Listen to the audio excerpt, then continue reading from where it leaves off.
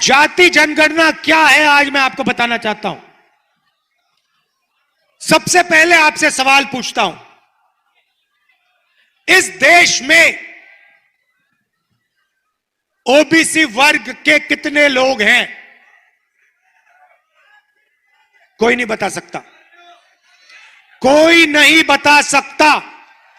भाइयों और बहनों, इसका कारण है, यह एक साजिश है।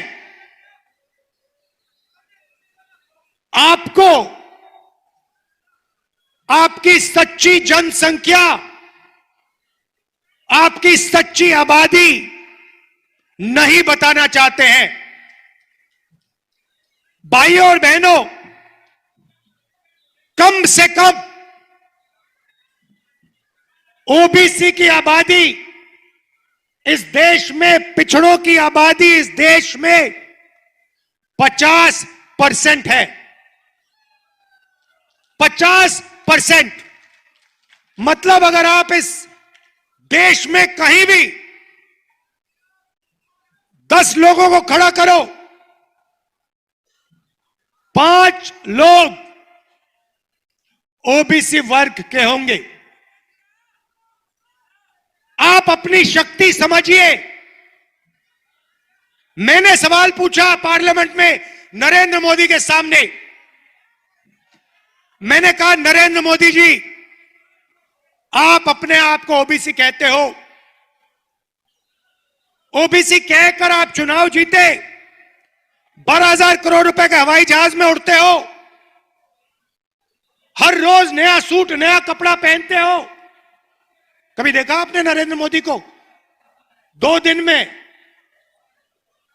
जहां उन्होंने नया कपड़ा ना पहना हो?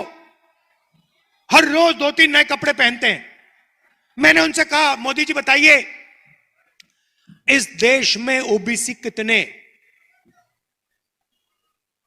नरेंद्र मोदी जी का जवाब आता है, भाइयों और बहनों, इस देश में एक ही जात है, वो है गरीब।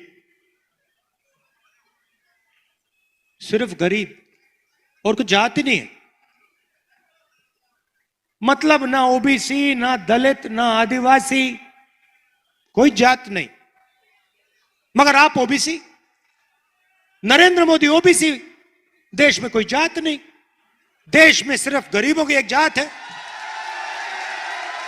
अच्छा, जब समय आया,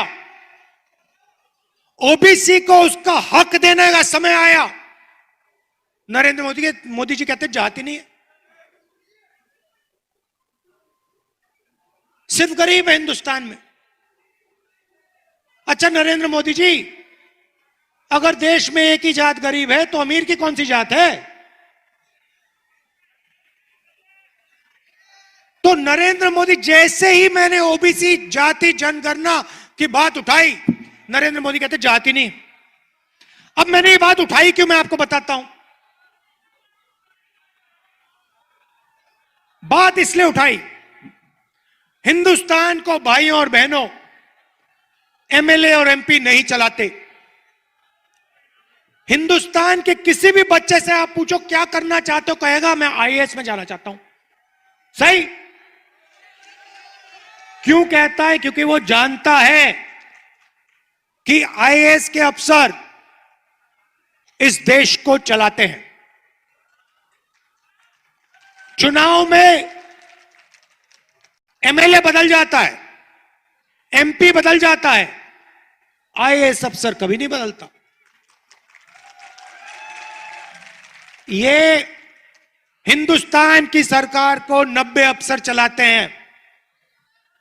मतलब हिंदुस्तान का पूरा धन लाखों करोड़ रुपए का बजट ये 90 लोग बांटते हैं। शिक्षा का मामला हो, स्वास्थ्य का मामला हो, डिफेंस का मामला हो, सड़कों का मामला हो, खाद का मामला हो, सारे के सारे निर्णय, बजट के निर्णय ये 90 लोग लेते हैं। अब सवाल मैंने पूछा पार्लियामेंट में, मोदी जी, अगर ओबीसी की सरकार है, अगर दलितों की सरकार है, आदिवासियों की सरकार है, तो 90 में से पिछड़े कितने? 90 अफसरों में से पिछड़े कितने? नरेंद्र मोदी चुप हो गए, सारे बीजेपी के लोग चुप हो गए, सन्नाटा छा गया।